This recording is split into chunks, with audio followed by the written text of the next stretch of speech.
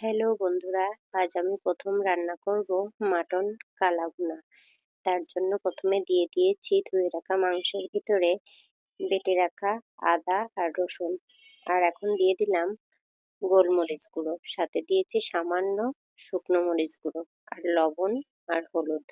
আর দিয়ে দেব এই যে করে রাখা বেরেস্তাগুলো দিয়ে খুব ভালো করে প্রথমে 5 মিনিট মতো মাখিয়ে নেব। এটা যত ভালো মাখানো হবে ততই এর কালার আর টেস্ট দুটোই আসবে। এই যে আমার 5 মিনিট মতো মাখানো শেষ। এখন দিয়ে দেব গোটা কিছু গরম মশলা, সাথে দিয়ে দেব জিরের গুঁড়ো আর পরিমাণ মতো ধনে গুঁড়ো। এবার এটাকে আরো অনেকক্ষণ ধরে মাখাতে হবে, কমপক্ষে 10 থেকে 15 মিনিট। খুব ভালো করে মাখিয়ে নিয়েছি। এখন ঢাকা দিয়ে 3 থেকে 4 ঘন্টার জন্য রেস্টে রেখে দেবো, তারপরে রান্না করব। এই যে কড়াই গরম করে কড়াইয়ে দিয়ে দিয়েছি মাটন।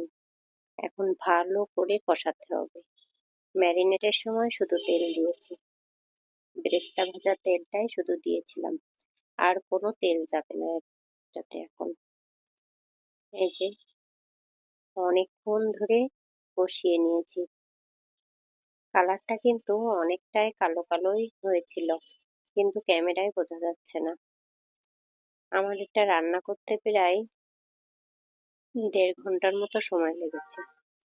এই যে অনেক সুন্দর কালার এসেছিল, কিন্তু কি জানি আমার ক্যামেরায় তো বোঝাই যায় না। এদিকে ফোড়নের জন্য সামান্য একটু তেল গরম করে নিয়েছি আর দিয়েছি শুকনো মরিচ আর পেঁয়াজ। এবার দুটো ভাজা হয়ে গেছে, মাংসের ভিতরে দিয়ে দিয়েছি। এবার অল্প কিছুক্ষণ নাড়াচাড়া করে নিলেই আমার মাটন কাল্লা ভুনা একদম রেডি। খেতে বসে গেছি, এতটাই মজা ছিল। আমি এই ফার্স্ট টাইম কালা ভুনা রান্নাও করেছি এবং খাচ্ছি, বাইরেও কখনো খাইনি। আমার হাজবেন্ড যেহেতু খেয়েছে, সে বলল আসলে এমনই হয়, অনেক টেস্টি ছিল। আপনারা চাইলে ট্রাই করতে পারেন।